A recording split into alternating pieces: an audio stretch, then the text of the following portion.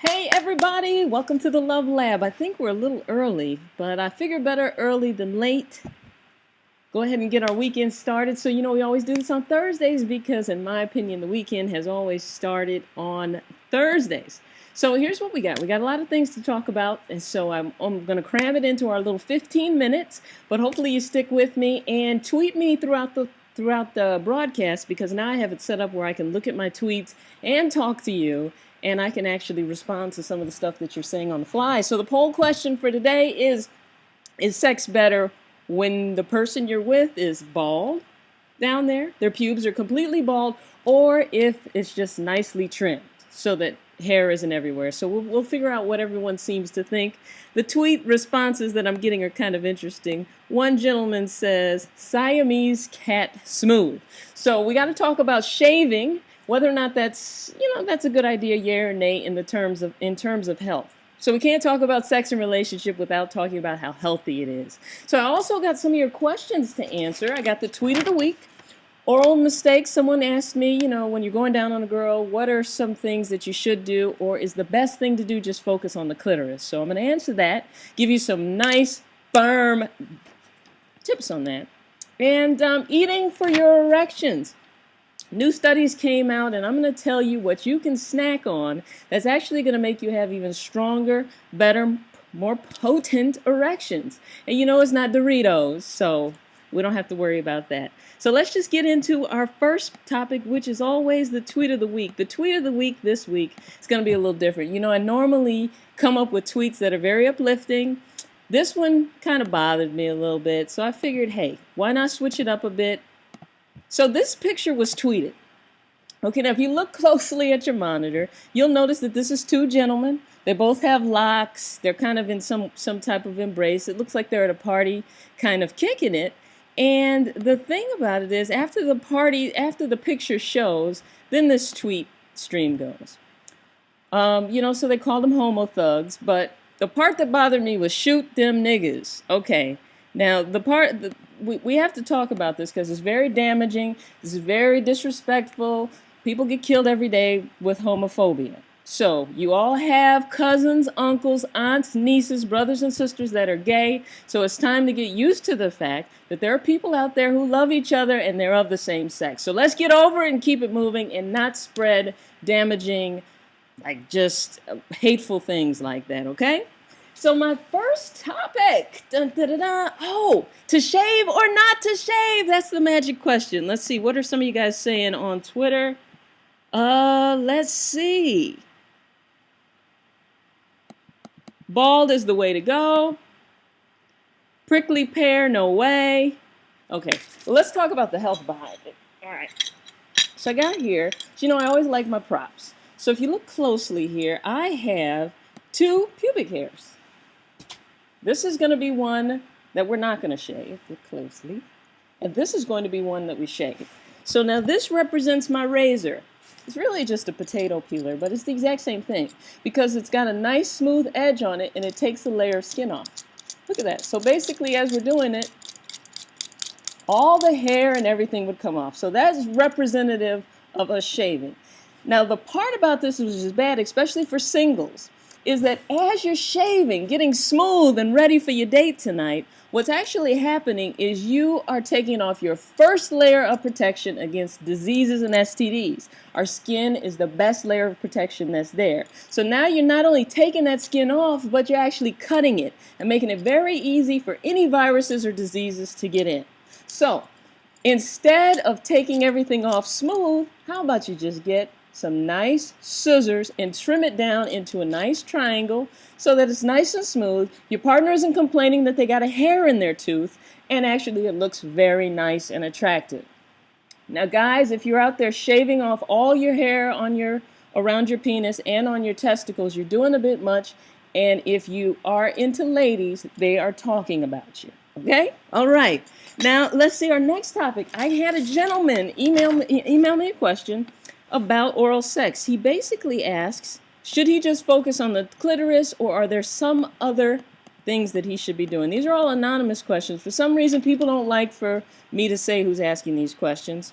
So First thing, let's talk about the first mistakes people make when they're going down. First of all, too quick. Getting down there and just being like, blah, blah, blah, blah, blah, blah, blah. That's absolutely wrong. If you're nervous, take deep breaths, inhale, exhale, but don't be all over the place and too rapid. The next one is not focused. You get down there and you're thinking about all these other things. When is this person coming? You're looking up to see what the other person is thinking, and only look up from going down on someone with a purpose.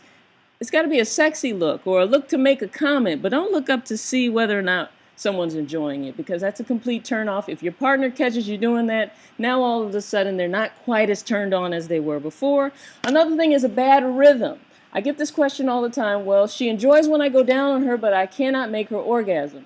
Now, if she enjoys it, but you can't make her orgasm, we've got a rhythm problem here. You're probably going at the right pace and then changing too much in it.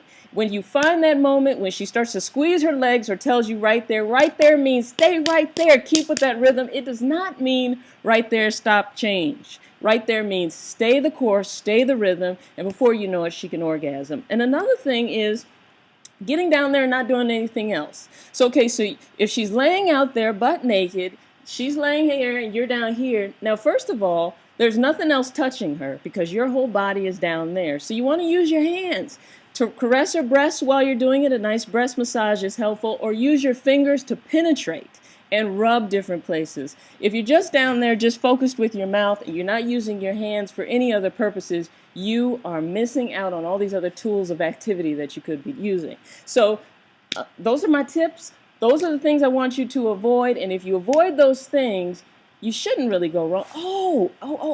Another thing is forgetting where the clitoris is. Sometimes people get confused between the clitoris and the labia minora. I will tweet some pictures of a vagina tomorrow so you can make sure you know your anatomy.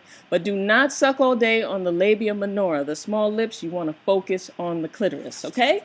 All right, now next question. I had a young lady send me this, and this is really good question because a lot of you are having the same problems. Ladies, it happens all the time. You meet a guy, you're not that into him, he's not usually your type, but you try it anyway because you're trying something new. In the midst of trying something new, you figure out that he really doesn't turn you on that much. So her question reads, so I've been dating my guy exclusively since December, and we haven't had sex yet. Every time we try, I don't know, I'm just not feeling it. Like every time we try, I just can't get wet down there, and it's never been a problem with anyone else. I don't know what this means. Okay, problem number one. You put someone in the friend category. This only applies to women. Guys, you usually have a tendency to be able to have sex with whoever, whenever, given the right moment. I know that's a generalization, but it's true. But ladies, if you take a guy and you put him in the friend category, it's very difficult to move him from the friend category to the sexy category.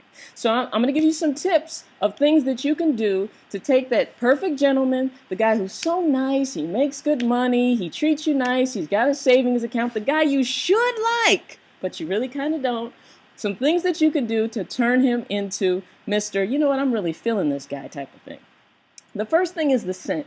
If he doesn't have a scent that you like, sexually, you're just not ever going to really be turned on. Now, this could be that you don't like the smell of his hair, his cologne, his deodorant, or whatever. Whatever it is, work with him. Change it. Give him some lotion, give him some soap, give him a new shampoo. That's the first thing. You got to get the scent right. The other thing is focus on having fun with him. Now, he wants to take you to the movies. He might be kind of dull. He might not have any exciting things to come up with. You come up with the exciting things and have him take you. If the two of you have fun together and laugh a lot, he will start to become even more attractive to you. The other thing is those get to know him questions that I tweet all the time. I want you to take those get to know him questions and really start to get to know him, but focus on the get to know him questions that actually stimulate your interest. Like, for instance, if you're really into guys who make a lot of money, and I'm just pulling that out the air, but if you are, start to ask him, so do you have a savings account? What types of things do you invest in? Those types of things. Now, that might be the thing that turns you on. It might be music. So do you play any musical instruments? You have to find something sexy about this guy that you've taken from the friend category and you want to move him into the sexy. So if you start to think of him sexy, when you're masturbating, try to insert him into your fantasies. If you do these types of things, you can trick your brain. It's not really trick, but, play your brain so that your brain starts to think of them as being more attractive. And then if all else fails, you're going to have to sit this dude down and tell him what he's doing wrong.